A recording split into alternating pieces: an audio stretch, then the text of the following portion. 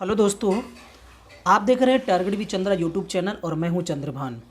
जैसा कि मैंने आपसे कहा था कि टारगेट सीटेट के तहत मैं आपके टॉप 20 क्वेश्चन डेली लेकर के आऊँगा किसी एक विशेष सब्जेक्ट से लेकर के, तो उसकी शुरुआत मैं आज से करने जा रहा हूं। और दोस्तों एक बात और कहना चाहता हूं कि आज का करंट अफेयर्स का जो वीडियो है वो अपलोड ना होने का कारण कुछ टेक्निकल प्रॉब्लम, जो आपकी लाइट व्यवस्था है उसकी वजह से ये नहीं हो पाया, तो उसके लिए हम आपसे क्षमा चाहते हैं, काफ़ी खेद है। नेक्स्ट कल का जो आपका करंट अफेयर्स का वीडियो होगा वो समय से आप अपलोड हो जाएगा, आप देख सकते हैं। और ये भी वीडियो आपको 6-7 बजे तक मिल जाया करेगा, लेकिन इस समय चूँकि लेट हो चुका है और इस वजह से अगले दिन से एकदम टाइमिंग से सारा काम होगा। तो ये जो आपके टारगेट सीटेट के तहत हम सीरीज लेकर के चल रहे हैं, ये काफ़ी इंपॉर्टेंट है। यहाँ पर आप सिर्फ इनको टॉप 20 मत समझिएगा, ये 20 प्रश्नों को मैं इतना अच्छे से डिटेल से समझाऊंगा कि उससे भी संबंधित बहुत सारे प्रश्न बन सकते हैं। और ये ऐसे प्रश्न हैं जो कि आपके DSSB, सीटेट, यूपी टेट और अन्य अदर राज्यों की जो टेट हैं वहाँ पर भी पूछे गए हैं और बहुत ही इंपॉर्टेंट है, और इनके दोबारा पूछे जाने की संभावना है, इनसे संबंधित क्वेश्चन पूछे जाने की संभावना है और ज़रूर यहाँ से प्रश्न पूछे जाएंगे। तो आपको एकदम ध्यान से सुनना है और प्रश्नों के जवाब आपको देने हैं। उन प्रश्नों के आंसर जो हैं वो डिटेल से मेरे द्वारा समझाए जाएंगे, बताए जाएंगे, तो आपको ध्यान से सुनना भी है। इससे क्या होगा कि कम समय में आप काफ़ी सारे अचीवमेंट कर सकते हैं। आप ढेर सारा किताबों से मैटर पढ़ेंगे तो वो समझ में भी नहीं आता है ना। और यहाँ पर आपको क्या होगा कि तथ्यों के साथ में चीज़ों को बताया भी जाएगा और साथ साथ में आपकी प्रैक्टिस भी हो जाएगी, अगर आपने पहले कुछ अध्ययन किया हुआ है ना। तो ये चीज़ यहाँ पर की जाएगी। आज का जो हमारा टॉपिक है वो है सामाजिकरण की प्रक्रियाएं।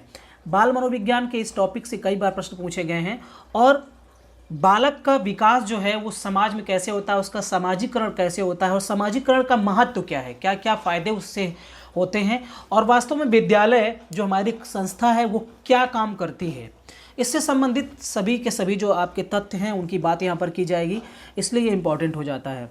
तो चलिए आज का हमारा जो पहला प्रश्न है उसकी शुरुआत करते हैं। हमारा आज का पहला प्रश्न है, बच्चे का सामाजिक विकास वास्तव में प्रारंभ होता है।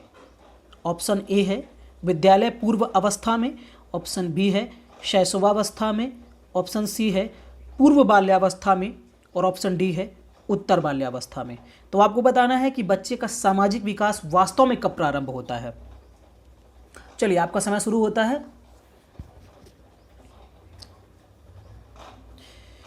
देखिए दोस्तों, यहाँ पर सबसे पहली बात तो यह है कि जब बालक शैशवावस्था में होता है, तो शैशवावस्था का बालक 0 से 5 वर्ष है ना, इस उम्र में, और इस समय पूरी तरीके से वो आत्म मतलब अपने आप पर ही रहता, अहम केंद्रण की भावना उसके अंदर रहती है, वो दूसरों पर डिपेंड रहता है। तो जब दूसरों पर डिपेंड रहता है, सही शब्दों का भी पूरी तरीके से शुद्ध उच्चारण नहीं कर पाता है, और अपने परिवार से ज़्यादा आगे वो सीमित भी नहीं रहता, अपने परिवार तक ही सीमित रहता है, उसके आगे तक नहीं जाता है। तो यहाँ पर ये कहना कि बच्चे का जो सामाजिक विकास है वो वास्तव में प्रारंभ होता है, तो ये नहीं है। हाँ, 5 वर्ष की अवस्था तक पहुँचते पहुँचते उसका शुरुआत जो है सामाजिक विकास ही वो हो जाती है, लेकिन वास्तव में उसका सामाजिक विकास नहीं होता है, इस बात को आप जान सकते हैं। और ये शैशवावस्था का बालक जो है वो विद्यालय पूर्व अवस्था में ही होता है। आपको पता है कि विद्यालय पे जब बालक का नाम लिखाया जाता है, हमारा जो आपका सर्व शिक्षा अभियान है उसके तहत, तो बालक की उम्र कम से कम 6 वर्ष होनी चाहिए जब वो आपका कक्षा 1 में जाएगा। हालांकि उसके पहले आंगनवाड़ी में जाता है, जब प्री स्कूल में जाता है, तो उसकी उम्र इससे कम होनी चाहिए, ये भी है हैं। तो यहाँ पर आपको विद्यालय पूर्व अवस्था जो होती है वो आपका शैशवावस्था के पहले वाली ही अवस्था होती है, अर्थात शैशवावस्था। अब बात अगर हम करें पूर्व बाल्यावस्था की, तो पूर्व बाल्यावस्था दोस्तों आपको पता है कि बाल्यावस्था कहाँ से कहाँ तक होती है, 6 से 12 वर्ष सामान्यतः माना जाता है इसको। तो पूर्व बाल्यावस्था की बात करेंगे तो पूर्व बाल्यावस्था होती है 6 से 9 वर्ष, और जब हम उत्तर बाल्यावस्था की बात करते हैं तो 9 से 12 वर्ष। तो 6 से 9 और 9 से 12, और वैसे देखें तो बाल्यावस्था आपका 6 से 12 होती है, और 12 से आपका 18 जो है वो किशोरावस्था होती है ना। 0 से 5 वर्ष तक आपका जो है सामान्यतः वो आपका शैशवावस्था होती है। यहाँ पूछा जा रहा है कि वास्तव में विकास प्रारंभ होता है, तो वास्तव में सबसे अच्छा जो बालक का सामाजिक विकास शुरू होता है, क्योंकि यहाँ पर अगर सिर्फ बाल्यावस्था दिया गया होता तो बाल्यावस्था आंसर होता, लेकिन यहाँ पर बाल्यावस्था को भी डिवाइड कर दिया गया है पूर्व बाल्यावस्था में और उत्तर बाल्यावस्था में, तो इस हिसाब से फिर इसका सही आंसर हो जाता है ऑप्शन डी, उत्तर बाल्यावस्था। अर्थात बालक जब 9 से 12 वर्ष के बीच की आयु का होता है तो सबसे ज़्यादा इसका सामाजिक विकास होता है। बालक ग्रुप बनाने लगता है, समूह में खेलने लगता है, धीरे धीरे उसके अंदर, जिसको हम बोलते हैं पूर्व किशोरावस्था, है ना, पूर्व किशोरावस्था, तो उस समय क्या होता है कि सामाजिकरण की भावना आने लगती है, ग्रुप में रहने लगता है, साथ में ग्रुप में खेलने लगता है। तो वास्तव में जो सामाजिक विकास प्रारंभ होता है वो उत्तर बाल्यावस्था में होता है, और उत्तर बाल्यावस्था की एज जो है वो 9 से 12 वर्ष मानी गई है। तो इसका सही जवाब क्या होगा दोस्तों, ऑप्शन डी। चलिए अगले प्रश्न की तरफ चलते हैं। हमारा दूसरा प्रश्न है आज का, सबसे अधिक गहन और जटिल सामाजिकरण होता है। ऑप्शन ए है पूर्व बाल्यावस्था के दौरान, बी है प्रौढ़ावस्था के दौरान, सी है व्यक्ति के पूरे जीवन में, और डी है किशोरावस्था के दौरान। तो यहाँ पर आपको बताना कि सबसे अधिक गहन और जटिल सामाजिकरण होता है। तो जब गहन और जटिल की सामाजिकरण की बात आ जाएगी तो सीधा सा आपको देखिए, हमारे बाल विकास में प्रौढ़ावस्था को तो लिया ही नहीं गया है ना। पूर्व बाल्यावस्था के दौरान ये तो आप पहले ही देख चुके हैं कि वास्तव में सामाजिक विकास जो होता है वो आपका क्या होता है, उत्तर बाल्यावस्था के दौरान होता है, तो ये भी यहाँ पर गलत हो जाता है। व्यक्ति के पूरे जीवन में, अब हमें व्यक्ति के पूरे जीवन की बात यहाँ पर नहीं करनी है, इस हिसाब से ये गलत हो जाता है। किशोरावस्था के दौरान बालक का सबसे अधिक गहन और जटिल सामाजिकरण होता है। बालक जो है वो उसके अंदर कौन सी भावनाएं आती हैं, किशोरों में समूह निर्माण की प्रवृत्ति हो जाती है, साथ साथ में जो मित्रता की भावना है वो फ्रेंडशिप करने लगते हैं, और इसके अलावा अपने ग्रुप, देखिए जो किशोरावस्था के बालक होते हैं वो कई ग्रुप बना के रखते हैं, कॉलेज में उनके कई कई ग्रुप होते हैं, और वो अपने ग्रुप के प्रति बहुत ही मतलब स्नेह भावना रखते हैं।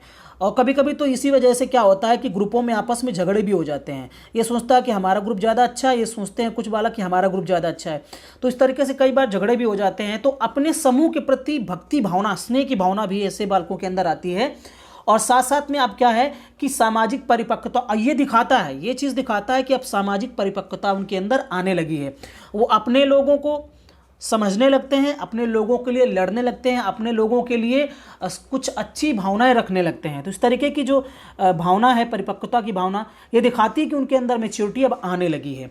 तो इस वजह से सबसे अधिक गहन और जटिल सामाजिकरण की जब बात की जाएगी तो फिर वो आएगा आपका किशोरावस्था। तो इसका सही जवाब है आपका किशोरावस्था। चलिए अगले प्रश्न की तरफ बढ़ते हैं।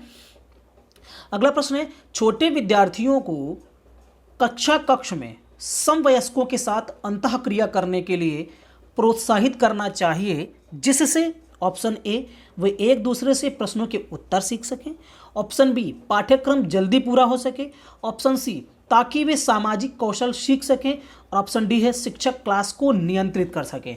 देखिए यहाँ पर कभी कभी ऐसा भी होता है सीटेट के अधिकतर एग्जामों में कि आपको लगेगा कि चारों की चारों ऑप्शन सही हैं, तो आपको मनोवैज्ञानिक दृष्टि से देखना होगा, तब जाकर के आप सही उस आंसर का जवाब दे पाएंगे।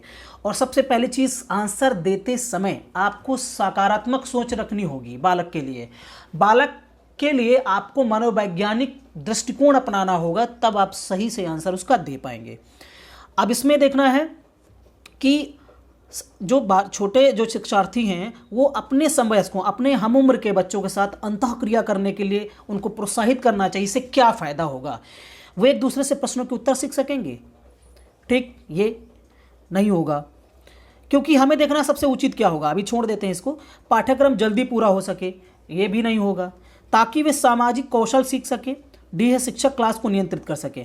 देखिए शिक्षक क्लास को नियंत्रित कर सके, सिर्फ इसके लिए बच्चों के बीच में अंतःक्रिया कराई जाती है, ऐसा तो कहना एकदम स्वाभाविक नहीं है, तो ये आपका गलत हो गया। पाठ्यक्रम जल्दी पूरा हो सके, पाठ्यक्रम जल्दी पूरा हो सकता है, इसको मान सकते हैं। वो एक दूसरे से प्रश्नों के उत्तर सीख सके, इसको हम मान सकते हैं कि ये दोनों सही हो सकते हैं। लेकिन फिर भी इन तीनों ऑप्शन में, ए बी सी में, जब हम मनोवैज्ञानिक दृष्टिकोण अपनाएंगे और एकदम सटीक आंसर की जब बात की जाएगी तो फिर आपका नंबर सी सही हो जाएगा, ताकि वे सामाजिक कौशल सीख सकें। इस सामाजिक कौशल में ये दोनों चीज़ें आ जाएंगी। एक दूसरे से प्रश्नों के उत्तर सीखेंगे, इसका मतलब क्या है कि उनके अंदर सामाजिक सोशल जो स्किल है वो आने लगी है। जब वो पाठ्यक्रम को एक दूसरे की मदद से जल्दी पूरा कर सकते हैं, तो ये कब संभव होगा? जब वो एक दूसरे से घुल मिल सके, सामाजिकता उनके अंदर आएगी। तो सबसे सटीक जो आंसर होगा वो दोस्तों यहाँ पर ऑप्शन नंबर सी होगा, इस बात को जान लीजिए। तो कई बार ऐसा होता है जब हमसे इस तरह की गलतियाँ हो जाती हैं। ये दोनों जो ऑप्शन हैं आपके, ये दोनों ऑप्शन आपके ऑप्शन नंबर सी के तहत ही आएंगे, क्योंकि ये आपका व्यापक चीज़ है और ये इसके टॉप पॉइंट हो सकते हैं। तो इस वजह से सी नंबर इसका सही हो गया। चलिए अगले प्रश्न की तरफ बढ़ते हैं। अगला प्रश्न है, शिक्षा के संदर्भ में सामाजिकरण से तात्पर्य है। शिक्षा के संदर्भ में सामाजिकरण से तात्पर्य, ऑप्शन ए है अपने मानसिक मानदंड बनाना, बी नंबर समाज में बड़ों का सम्मान करना, सी नंबर समाज में अनुकूलन और समायोजन करना, डी है सामाजिक मानदंडों का सदैव अनुपालन करना। आपको इसमें बताना सबसे सही सटीक आंसर क्या होगा। देखिए, शिक्षा जो है वो सामाजिकरण को सरल बनाती है, नैतिक मूल्यों को सिखाती है, विश्वास है, आदर्श हैं, उनको सिखाती है ना। और जब ये चीज़ें, जब व्यक्ति के अंदर मूल्यों का विकास होता है, वो बड़ों का सम्मान करना सीखने लगते हैं, जब वो विश्वास करने लायक हो जाते हैं, जब उनके अंदर नैतिक भावना आने लगती है ना, उनके अंदर आदर्श आने लगते हैं, किसी व्यक्ति को अपना आदर्श मान करके नैतिक व्यवहार करने लगते हैं, तो जब ये सारी चीज़ें उनके अंदर आ जाती हैं तो फिर क्या होता है, सामाजिकरण की प्रक्रिया क्या हो जाती है, आसान हो जाती है। बालक को लोग पसंद करते हैं, बालक जो समाज के मानदंड हैं उनके हिसाब से क्या करते हैं, गतिविधि कर पाते हैं। तो यहाँ पर सटीक आंसर जो होगा वो होगा ऑप्शन नंबर सी। और सीटेट एग्जाम की यही खास बात है, अपने मानसिक मानदंड बनाना। ये गलत इसलिए है चूंकि हमें सामाजिक मानदंड बनाना होता है। हमारे समाज में, हमारे समुदाय में किस तरीके के रीति रिवाज हैं, किस तरीके के मूल्य आदर्शों का पालन किया जा रहा है, उसी हिसाब से हमको अपने नैतिक मूल्यों और आदर्शों को बनाना पड़ता है। वैसे ही मानदंड हमको स्थापित करने होते हैं। क्यों? चूंकि उस समाज के सदस्य हमसे कुछ अपेक्षा रखते हैं, इस वजह से समाज में बड़ों का सम्मान करना, ये आपका इसी में आ जाएगा, नैतिक मूल्यों की जब बात करेंगे। और ये जब सारी चीज़ें आएंगी तब क्या होगा, बालक समाज में अनुकूलन और समायोजन कर पाएगा। जब व्यक्ति के अंदर नैतिक मूल्य, विचार, आदर्श, विश्वास, अपेक्षाएं उसके अंदर आती हैं, जब वो अपेक्षाओं पर खरा उतरता है, तब वो बालक समाज में सही तरीके से समायोजन करने लायक बन जाता है। और शिक्षा की दृष्टि से अगर देखा जाए तो यही सामाजिकरण की सटीक प्रक्रिया है, सही एकदम प्रक्रिया है। तो इस वजह से ऑप्शन नंबर सी सही हो जाता है। चलिए अगले प्रश्न की तरफ बढ़ते हैं। अगला हमारा पांचवा प्रश्न है, निम्न में कौन सा सामाजिकरण की निष्क्रिय एजेंसी है? ऑप्शन ए है परिवार, ऑप्शन बी है इको क्लब, सी है सार्वजनिक पुस्तकालय और डी है स्वास्थ्य क्लब।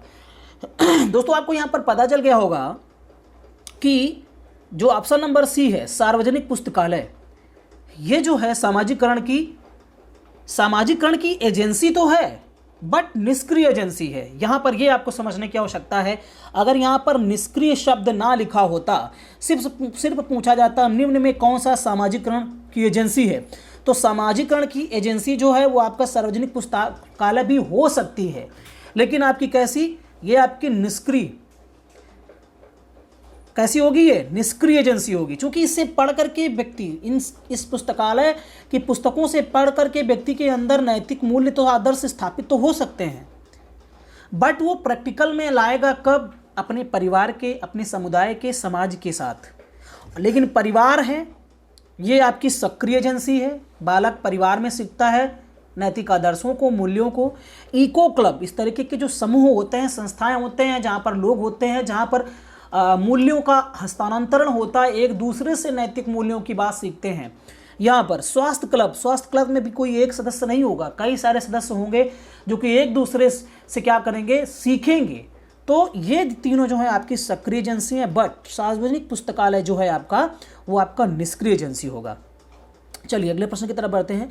सामाजिकरण एक प्रक्रिया है। ऑप्शन ए मूल्यों, विश्वासों तथा अपेक्षाओं को अर्जित करने की, बी है समायोजन की, सी है बाहर जाकर कमाने की और डी है मित्रों के साथ घूमने की। तो आपको बताना है कि इसमें सबसे सही आंसर इसका क्या होगा। सही आंसर इसका क्या होगा ये आपको बताना है। तो दोस्तों इसका सबसे सही आंसर होगा मूल्यों, विश्वासों तथा अपेक्षाओं को अर्जित करने की। मैंने अभी इसके पहले ही बात की कि समाजीकरण एक प्रक्रिया है मूल्यों, विश्वासों तथा अपेक्षाओं को अर्जित करने की।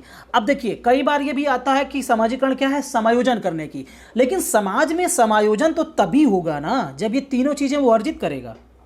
इसलिए यहाँ पर जो और ऑप्शन होते हैं वो मिलते जुलते होते हैं, और ये आपको यहाँ पर खास ध्यान रखना होता है। मैं बार बार इस चीज़ को आपको दोहरा रहा हूँ कि सीटेट एग्जाम की यही खास बात है कि कहीं ना कहीं वो तीनों ऑप्शन जो एक सही होता है उसके अलावा तीनों ऑप्शन भी एक दूसरे से कनेक्टेड होते हैं, लेकिन सही जवाब जो होता है वो कुछ और होता है, तीसरा होता है।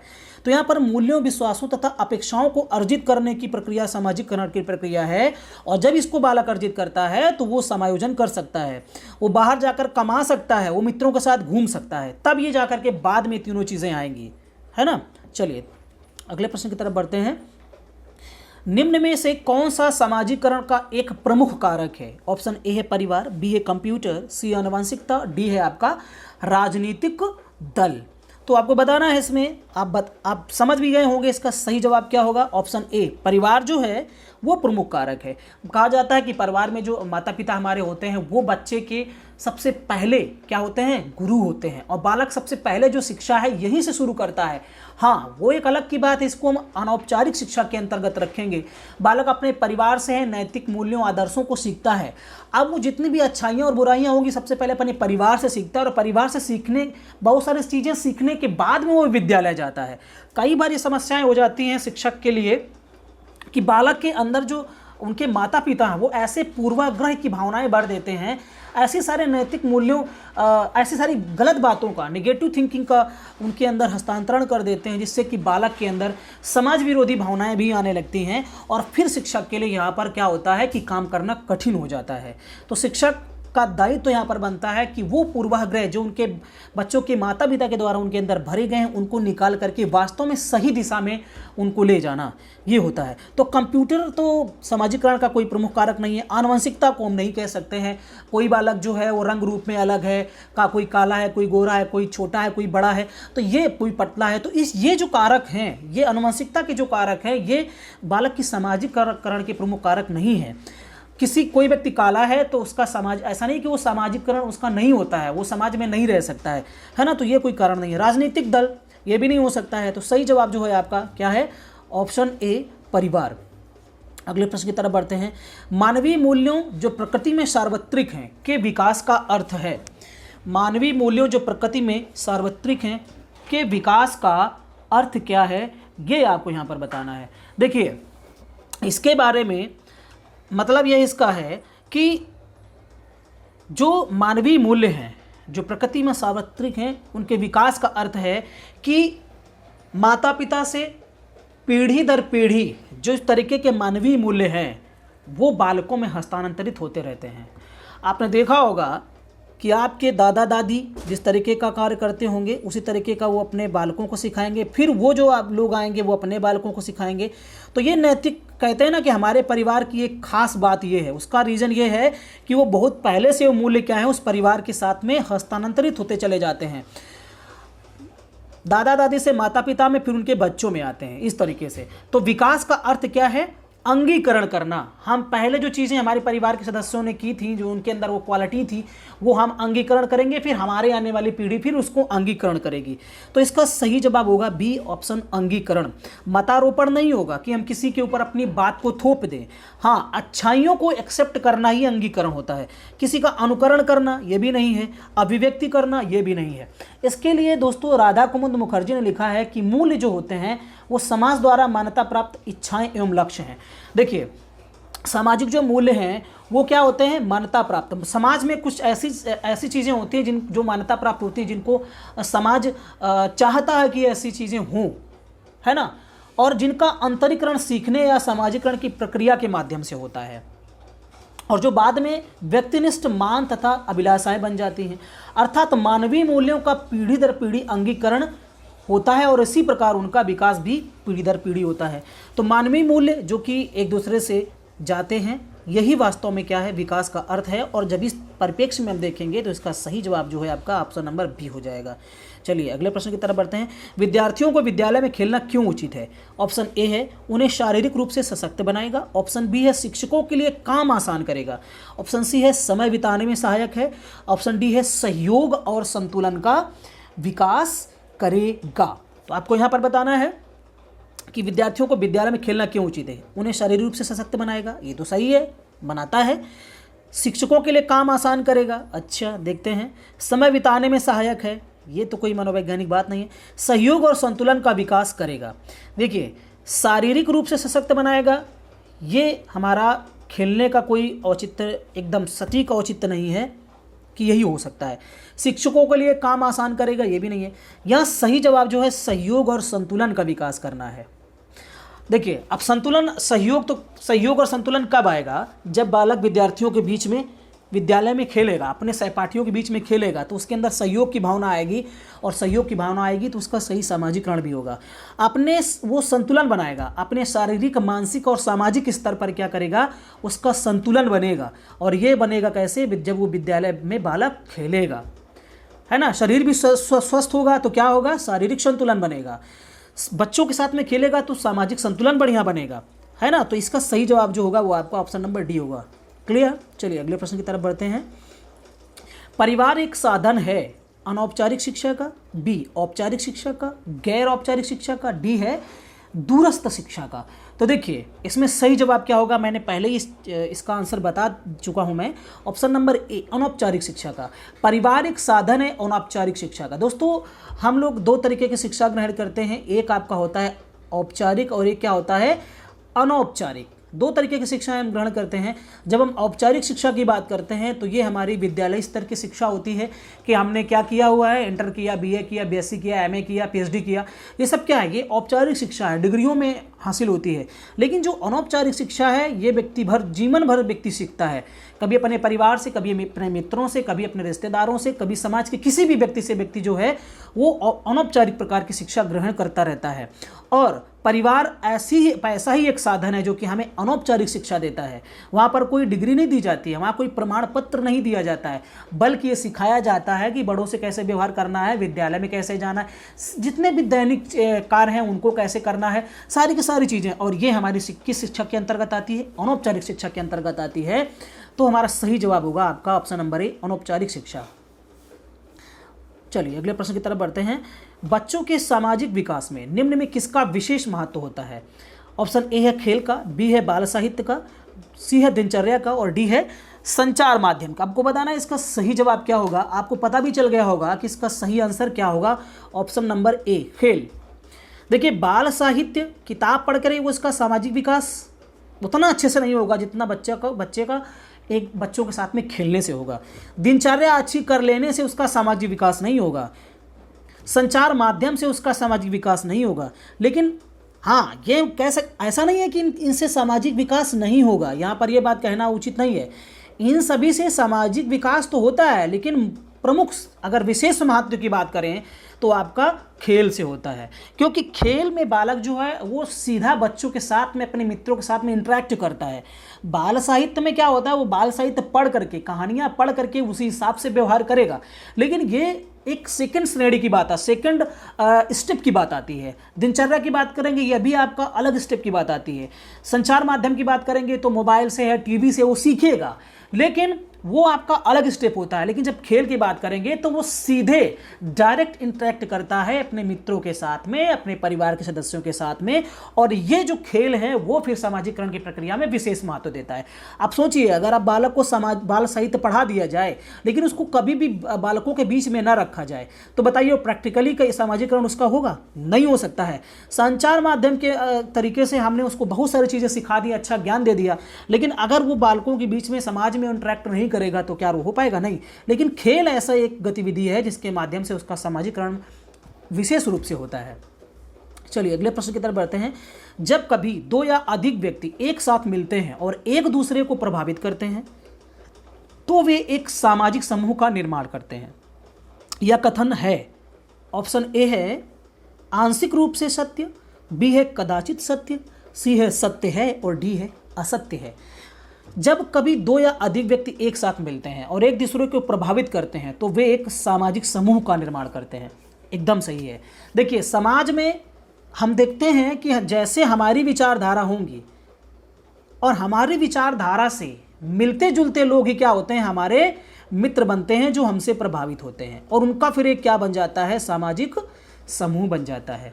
अब इसको अगर थोड़ा सा सामाजिक दृष्टि से हट करके देखें, अगर थोड़ा पॉलिटिक्स की दृष्टि से देखें, तो आप देखते हैं कि कुछ लोग ऐसे भी हैं जो किसी एक खास पार्टी को, मान लेते हैं कुछ बीजेपी को पसंद करते हैं, कुछ कांग्रेस को पसंद करते हैं, है ना, कुछ और किसी अन्य पार्टी को पसंद करते हैं। तो अब इनको पसंद करने वाले, इनकी विचारधारा अलग है, इनकी विचारधारा अलग है, इनकी विचारधारा अलग है, तो फिर क्या होता है, इनका एक सामाजिक समूह बन गया। ये लोग इस विचारधारा, जो लोग इस विचारधारा से मिलते जुलते होंगे वो इससे जुड़ेंगे, जो इस विचारधारा से मिलते जुलते होंगे इस ग्रुप में आएंगे, जो इस विचारधारा से मिलते होंगे वो इस ग्रुप में आएंगे।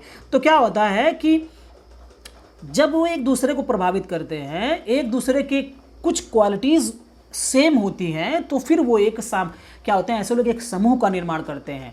और आपने ये भी देखा होगा कि आपके पड़ोस में जो आपसे मिलता जुलता व्यक्ति नहीं होगा, जो आपकी तरह नहीं होगा, आपके गुणों से मिलता नहीं होगा, आपके विचारों से वो नहीं मिलता होगा, उसके विचार उससे भी पटती नहीं है। लेकिन जो व्यक्ति आपके विचारों से मिलता होगा, आपके विचारों से सहमत होगा, आपकी बातों को समझता होगा, वो आपके साथ में आएगा और फिर क्या बनेगा, एक समूह बन जाएगा, है ना। तो यहाँ पर ये बात एकदम सत्य है, ऑप्शन नंबर सी सही है।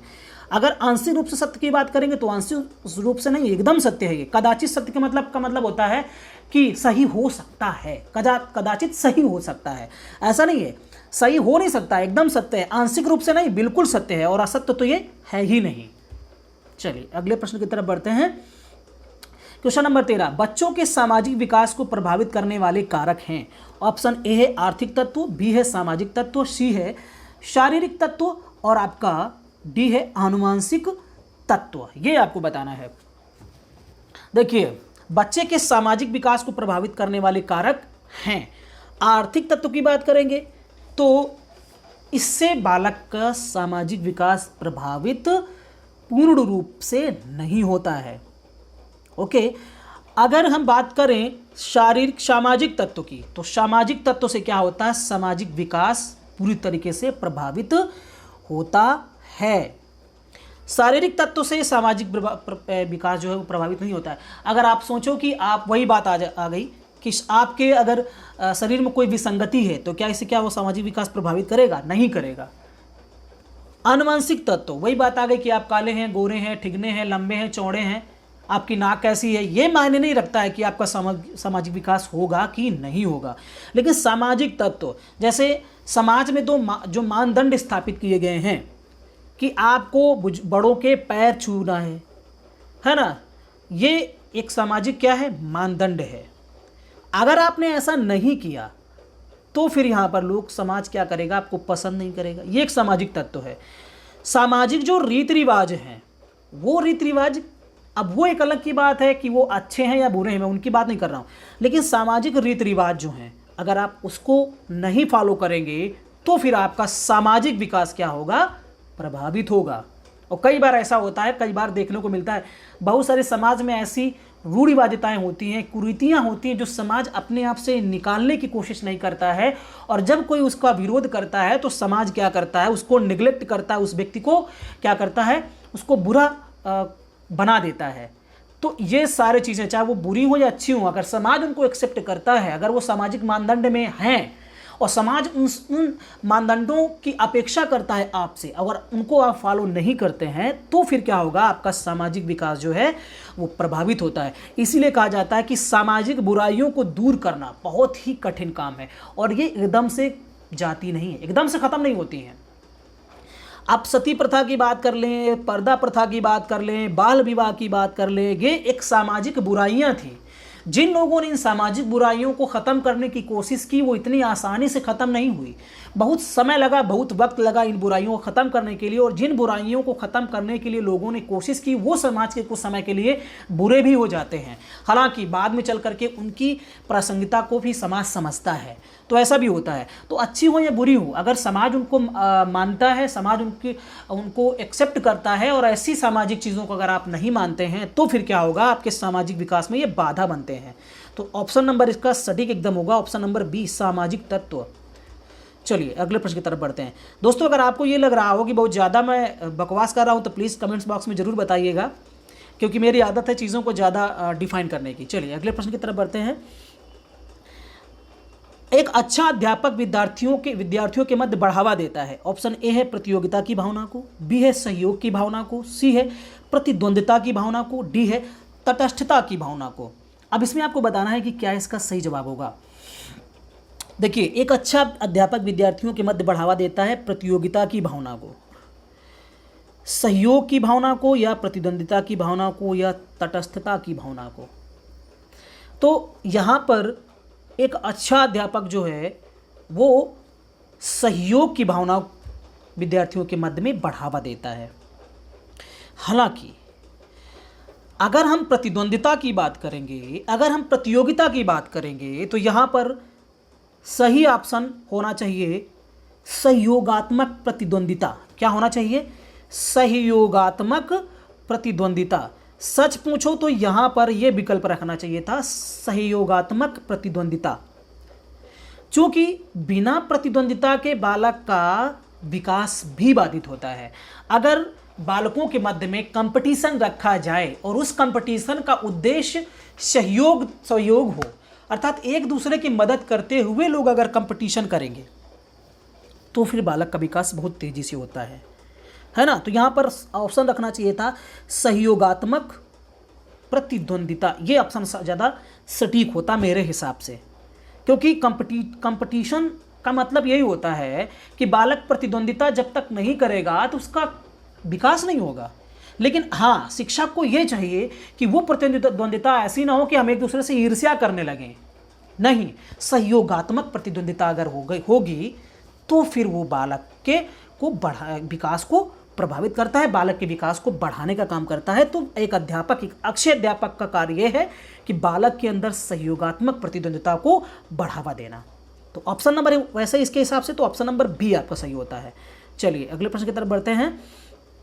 सामाजिक परिवर्तन का सर्वाधिक कार्यकारी कारक है। ऑप्शन ए है धर्म, ऑप्शन बी है शिक्षा, ऑप्शन सी है सरकार, ऑप्शन डी है जाति। आपको बताना है इसमें सर्वाधिक कार्यकारी कारक कौन है जो कि हमारे सामाजिक परिवर्तन को बढ़ाता है।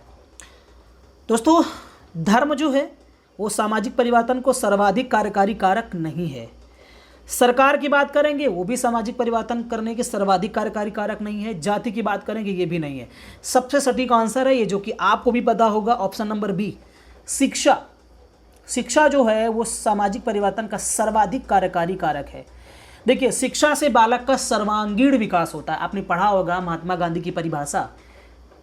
बालक का विकास जो है वो शिक्षा के माध्यम से सभी पक्षों में होता है, सभी क्षेत्रों में उसका विकास होता है, और ये बालक के सामाजिक परिवर्तन को प्रभावित करती है और सर्वाधिक कार्यकारी कारक इसको माना जाता है।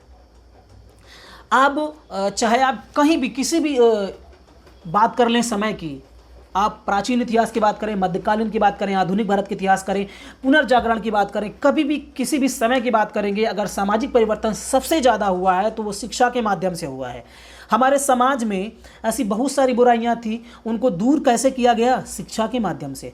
अब शिक्षा का मतलब यहाँ पर कभी भी आप औपचारिक मत समझिएगा। जब हम आधुनिक भारत के युग की बात करते हैं, हमारे देश में इस तरीके की कुरीतियाँ फैली हुई थी और उसको मिटाने के लिए, उसको दूर करने के लिए बहुत सारे लोग आए। पुनर्जागरण काल उस समय को माना जाता है जब राजा राम मोहन राय हैं, दयानंद सरस्वती हैं, बाद भीमराव अम्बेडकर हैं, सावित्रीबाई फुले हैं। इस तरीके के बहुत सारे महान पुरुष आते हैं जो कि क्या करते हैं, शिक्षा के माध्यम से क्या करते हैं, सामाजिक कुरीतियों को हटाते हैं। तो आज भी शिक्षा जो है हमारे लिए बहुत ही प्रासंगिक है और ये हमेशा रहेगी। बिना शिक्षा के लोग आज भी शिक्षा का मतलब उतना अच्छे तरीके से नहीं समझते हैं। क्यों नहीं समझते हैं? क्योंकि वास्तव में वो शिक्षित नहीं है। वास्तव में शिक्षित होने का मतलब ये नहीं है कि आप पीएचडी किए हुए हैं, आपके अंदर आप बहुत बड़ी डिग्री लिए हुए हैं। वास्तव में शिक्षित होने का मतलब ये है कि अगर आप सामने वाले को प्रभावित नहीं कर पाते हैं, अगर आप सामने वाले को परिवर्तित नहीं कर पाते हैं अपनी इस क्वालिटी से जो आपने शिक्षा के माध्यम से ग्रहण की है, तो आप वास्तव में शिक्षित नहीं हैं। अगर आप समाज में परिवर्तन नहीं ला सकते हैं, समाज में जो गलत हो रहा है उसके खिलाफ आप नहीं बोल सकते हैं, आप सवाल नहीं कर सकते हैं, तो आप वास्तव में शिक्षित नहीं हैं। और शिक्षित वही व्यक्ति है जो क्या करेगा कि समाज में सही परिवर्तन, सही दिशा में परिवर्तन करने के लिए क्या करेगा, काम करेगा। तो शिक्षा जो है वो हमेशा प्रासंगिक रही है और आगे चल कर भी प्रासंगिक रहेगी, जो कि सामाजिक परिवर्तन को बनाए रखेगी। अगले प्रश्न की तरफ बढ़ते हैं। शिक्षकों को यह सलाह दी जाती है कि वे अपने शिक्षार्थियों को सामूहिक गतिविधियों में शामिल करें, क्योंकि सीखने को सुगम बनाने के अतिरिक्त ये डट में भी सहायता करती है।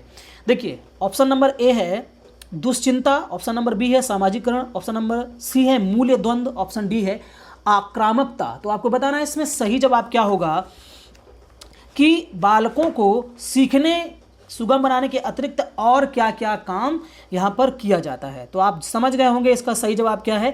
शिक्षकों को यह सलाह दी जाती है कि अपने शिक्षार्थियों को सामूहिक गतिविधियों में शामिल करें, क्योंकि सीखने को सुगम बनाने के अतिरिक्त यह किसको बढ़ावा देती है, किसमें सहायता करती है, सामाजिकरण में सहायता करती है। बालक का जब बालक क्या करता है, सामूहिक गतिविधियों में शामिल होता है, चाहे आपका कोई सांस्कृतिक प्रोग्राम हो, चाहे कोई आपका खेल हो, जैसे कि कबड्डी है, खो खो है, किसी भी तरीके कोई कार्यक्रम हो, तो उसमें क्या होता है, बालक सीखता तो है ही और सीखने के साथ साथ में क्या करता है, उसका सामाजिकरण भी होता है। बहुत सारे बालक ऐसे होते हैं जो कि इन गतिविधियों में शामिल नहीं होते हैं और वो कैसे हो जाते हैं, इंट्रोवर्ट हो जाते हैं। और वो इंट्रोवर्ट जब हो जाते हैं तो वास्तव में उनका सामाजिक विकास बाधित होता है। और ऐसे लोगों को लोग क्या बोलते हैं कि मौन धारण कर किए रहता है, किसी से बात नहीं करता है, और पता नहीं गांव में ऐसे ऐसे शब्द इस्तेमाल किए जाते हैं ऐसे लोगों के लिए।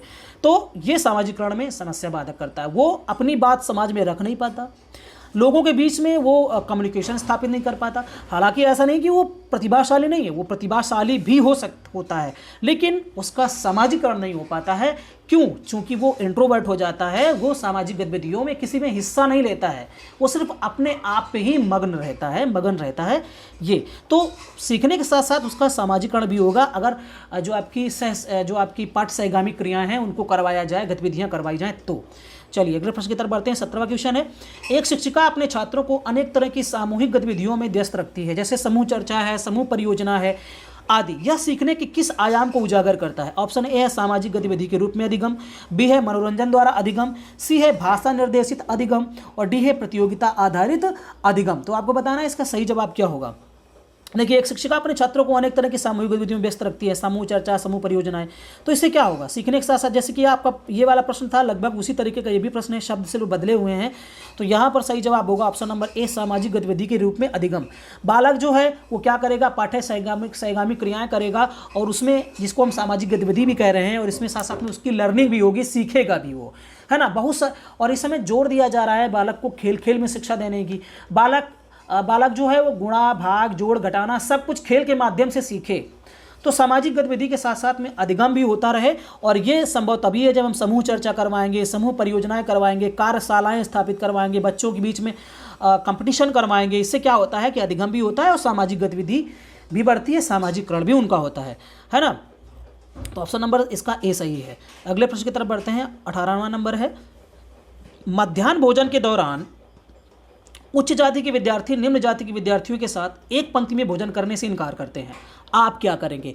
और ये बहुत अच्छा प्रश्न है, और ये अक्सर ऐसा विद्यालयों में देखा गया है कि ऐसा होता है। विद्यालयों में गरीब बच्चों के, निम्न जाति के बच्चे भी आते हैं, और कभी कभी बड़े जाति के, उच्च जाति के बच्चे भी आते हैं, और वो क्या करते हैं, उनके साथ में भोजन नहीं करते हैं। तो अब यहाँ पर आपको बताना है कि आप क्या करेंगे। ऑप्शन नंबर ए है, आप अलग बैठक व्यवस्था हेतु सहमत हो जाएंगे, बी आप उच्चाधिकारियों से निर्देशन प्राप्त करेंगे, सी आप छात्रों को एक साथ बैठकर भोजन करने के लिए सहमत कर लेंगे, डी आप मध्याह्न भोजन बनाना बंद कर देंगे। देखिए, एक मैं आपको यहाँ पर ट्रिक बताता हूँ सही तरीके से प्रश्नों को हल करने की। सही तरीके से प्रश्नों को हल करने की ट्रिक ये है कि जब कभी भी आप सीटेट का एग्ज़ाम दे रहे हो, यूपीटेट का एग्ज़ाम दे रहे हो, तो आप अपने आप को एक आदर्श शिक्षक के रूप में स्थापित करें, और तब चल के उनके जवाब दें क्वेश्चन को। आप देखिए एकदम सही आंसर दे पाएंगे। अब आदर्श शिक्षक के क्या गुण होते हैं, इतना तो आपको पता ही होना चाहिए। अब देखिए, इसी में देखते हैं, बहुत सारे लोग ऐसे भी होते हैं, मैंने देखा है विद्यालयों में शिक्षकों को कि उच्च जाति के विद्यार्थियों के साथ में जब समस्याएं आती हैं, वो लोग नहीं बैठते हैं निम्न जाति के विद्यार्थियों के साथ में, तो क्या करते हैं कि उनको अलग बैठा देते हैं। और जब ये काम आप कर रहे होते हैं तो इसका मतलब है कि आप क्या कर रहे हैं कि आपके अंदर जो आदर्श शिक्षक के गुण हैं वो नहीं है। अगर आप बच्चों को अपने हिसाब से मोड़ नहीं पाए, आप बच्चों के अंदर सही सामाजिकरण की भावना नहीं विकसित कर पाए, आप उनके अंदर नैतिक मूल्यों को नहीं स्थापित कर पाए, आप आदर्श नहीं स्थापित कर पाए, तो फिर आप वास्तव में आदर्श शिक्षक नहीं है। अगर आप इस तरीके के काम नहीं कर पाएंगे तभी आप ऐसा करेंगे। तो इस हिसाब से ये आपका ऑप्शन नंबर गलत हो जाएगा। आप उच्चाधिकारियों से निर्देशन प्राप्त करेंगे। आप सीधा क्या करेंगे, आपको समस्या आ रही है, सीधा अपने अधिकारियों से बात करें कि ये समस्या सर हम क्या करें, ठीक है, वो आपको आंसर देंगे। लेकिन इससे साफ साबित होता है कि आप इस तरीके का काम करने की में सक्षम नहीं है, और जब सक्षम नहीं है तो आप वास्तव में एक आदर्श शिक्षक नहीं है। तो इसका मतलब ये भी गलत हो गया। आप छात्रों को एक साथ बैठकर भोजन करने के लिए सहमत कर लेंगे। एक आदर्श शिक्षक से यही अपेक्षा की जाती है कि वो बालकों के अंदर भेदभाव की भावना को दूर करे। धर्म के आधार पर, लिंग के आधार पर, जाति के आधार पर, वंश के आधार पर बच्चों में भेदभाव ना हो, उनको समझाएं और समझाएं कि हम एक जैसे हैं। हमारा बहुत सारे लोग समझाते भी है और कहते हैं कि हमारा रंग, खून का रंग एक जैसा है, ये तो हम लोगों ने जातियां बना दी हैं, ऐसा नहीं होता है बेटा। इस तरीके से समझा करके उनको हम नैतिक मूल्यों की वजह से और अच्छे अच्छे विचार उनके अंदर डालते हैं, और फिर बालक क्या करते हैं, सहमत हो जाते हैं। देखिए, मैंने कहा था पहले कि बालक जो हैं ये कहाँ से सीखते हैं कि ये निम्न जाति का है, वो उच्च जाति का है, हमें इसके साथ नहीं बैठना है, हमको इसको नहीं छूना है। ये बातें वो बालक जो है वो अपने घर से सीख के आता है, क्योंकि पहला जो विद्यालय है वो उसका परिवार ही होता है। और तो ऐसी जो गलत बातें हैं जो उनके माता पिता के द्वारा बालक के अंदर डाली गई हैं, ऐसी सभी पूर्वाग्रह से उनको दूर करना शिक्षक का परम कर्तव्य है। और उसको सही जानकारी बच्चों को देना ये उसका परम कर्तव्य बन जाता है। और तभी तो शिक्षक को सबसे बड़ा पद माना गया है, गुरु को सबसे उच्च दर्जे पे रखा गया है, भगवान से भी बड़ा माना गया है, क्योंकि वो परिवर्तन करने में सक्षम होता है। जो बच्चों के माता पिता बच्चों के अंदर पूर्वाग्रह की भावना डालते हैं कि ये गलत है, ऐसा नहीं करना चाहिए, वैसा नहीं करना चाहिए, अगर वो गलत है तो शिक्षक फिर क्या करता है, उसको परिवर्तन करता है। और इसी वजह से कहा जाता है कि शिक्षक एक परिवर्तनकारी संस्था है। तो आपके अंदर ये चीज़ होनी चाहिए कि आप बच्चों को सहमत कर सकें। आप क्या करेंगे, आप मध्याह्न भोजन बनाना बंद कर देंगे, ये तो गलत हो जाएगा। बच्चों की जो व्यवस्थाएं हैं उनको तो आप बंद नहीं कर सकते हैं, है ना। तो इस हिसाब से सही जवाब आपका ऑप्शन नंबर ए होगा। आप ऑप्शन नंबर सी होगा। आप क्या करोगे कि आप बच्चों को एक साथ बैठकर भोजन करने के लिए सहमत कर लेंगे, समझा करके, तब आप एक आदर्श शिक्षक के रूप में अपने आप को स्थापित कर पाएंगे। अगला क्वेश्चन है, एक शिक्षक विद्यार्थियों में सामाजिक मूल्यों को विकसित कर सकता है। ऑप्शन ए है अनुशासन की अनुभूति को विकसित कर, बी है आदर्श रूप से बर्ताव कर, सी है महान व्यक्तियों के बारे में बोलकर, डी है उन्हें अच्छी कहानियां सुना करके। तो आपको बताना है इसका सही जवाब क्या होगा। अनुशासन की अनुभूति को विकसित करके, ये सही हो सकता है। आदर्श रूप से बर्ताव कर, ये सही है। महान व्यक्तियों के बारे में बोलकर, ये सही हो सकता है। उन्हें अच्छी कहानी सुना करके, ये सही हो सकता है। बट यहाँ पर अगर देखा जाएगा सबसे सटीक जो होगा वो आपका आदर्श रूप से बर्ताव कर। देखिए, आप अनुशासन की अनुभूति तभी विकसित कर सकते हैं बालक के अंदर जब आप इस तरीके की एक्टिविटी आप खुद उसके सामने करें, क्योंकि बालक जो है वो अनुकरण से ज़्यादा सीखते हैं। बालक अपने समाज के सदस्यों के, अपने शिक्षकों का सबसे ज़्यादा अगर वो किसी को फॉलो करते हैं बालक, तो अपने शिक्षकों को फॉलो करते हैं। और एक आदर्श शिक्षक को क्या करना चाहिए कि आदर्श जो गतिविधियां हैं वो उसके सामने रखनी चाहिए, क्योंकि बालक आपसे सीखता है। इसलिए ध्यान रहे कि कभी भी अगर आप विद्यालय पर कार्य कर रहे हैं तो आपको अपने एक्टिविटीज़ पर ध्यान देना चाहिए, क्योंकि आप जैसा करते हैं वैसे ही बालक भी आपको फॉलो कर रहे होते हैं। इस चीज़ को कभी नहीं भूलना चाहिए। महान व्यक्तियों के बारे में बोल करके आप बता देंगे उनको तो वो उतना याद नहीं रख पाएंगे, लेकिन अगर आप उसको करके दिखाएंगे तो ज़्यादा याद रखेंगे। उन्हें अच्छी कहानियाँ सुना करके सामाजिक मूल्यों को विकसित किया जा सकता है। बट अगर उसको उन सामाजिक कहानियों को आप क्या करेंगे, खुद एक्टिवेट गतिविधियों के माध्यम से, या आप अपने ऊपर उनको फॉलो करके आप करेंगे, अगर आप करके दिखाएंगे उस गतिविधि को, तो बालक क्या करेगा, जल्दी सीखेगा। अर्थात इसीलिए तो कहा गया है कि गतिविधि आधारित शिक्षा होनी चाहिए। तो ये सारी चीज़ें हैं, इनसे सामाजिक विकास हो सकता है, पर सही कब होगा, जब आदर्श रूप से आप उसका क्या करेंगे, बर्ताव करेंगे अपने जीवन में, तब बालक क्या करेगा, आपको देख करके वो सीखेगा। तो सही आंसर होगा option number B. Last question है आज का, निम्न में से कौन सी संस्था सामाजिक परंपराओं के हस्तांतरण में सबसे अधिक योगदान करती है? ऑप्शन ए है परिवार, ऑप्शन बी है विद्यालय, ऑप्शन सी है पड़ोस, ऑप्शन डी है उपर्युक्त में से कोई नहीं। तो सामाजिक परंपराओं के हस्तांतरण में सबसे अधिक योगदान करता है आपका परिवार। ये आपका यहाँ पर सही जवाब होगा परिवार। चूंकि परिवार सामाजिक परंपराओं के हस्तांतरण में सबसे अधिक योगदान करता है, क्योंकि बालक जन्म से ही परिवार के संपर्क में रहता है और परिवार से ही सामाजिक मूल्यों, आचरणों, व्यवहारों को सीखता है और अपने व्यवहार को समाज के अनुरूप बनाता है ना। तो सही जवाब क्या होगा? Option number A. तो दोस्तों ये आपके टॉप 20 क्वेश्चन जो हैं आपके बाल मनोविज्ञान से संबंधित, जो कि आप सामाजिकरण की प्रक्रियाओं से संबंधित थे, वहाँ इसकी हमने यहाँ पर बात कर ली है। और आज का हमारा अभ्यास प्रश्न है, आपको बताना है कमेंट्स बॉक्स में, निम्न में से किसको सामाजिकरण के विशिष्ट अवस्था माना जाता है? ऑप्शन ए है शैशवावस्था, बी है बाल्यावस्था, सी है प्रौढ़ावस्था, डी है किशोरावस्था। दोस्तों मुझे उम्मीद है कि अगर आपने पूरा सेशन मेरा आपने देखा होगा, पूरा वीडियो देखा होगा, तो इस प्रश्न का सही जवाब आप बिल्कुल दे पाएंगे। मुझे एकदम ये श्योरिटी है। तो दोस्तों ये वीडियो अगर आपने देखा है तो आपको देखने के लिए बहुत बहुत धन्यवाद। ऐसे ही हमारे साथ जुड़े रहिए और टारगेट सीटेट एकदम, जो भी लोग हमारे इस सेशन से जुड़े हुए होंगे या जुड़ जाएंगे, उनको निश्चित रूप से लाभ जरूर होगा, ये मैं उम्मीद करता हूँ। तो बहुत बहुत धन्यवाद दोस्तों वीडियो देखने के लिए। Thank you.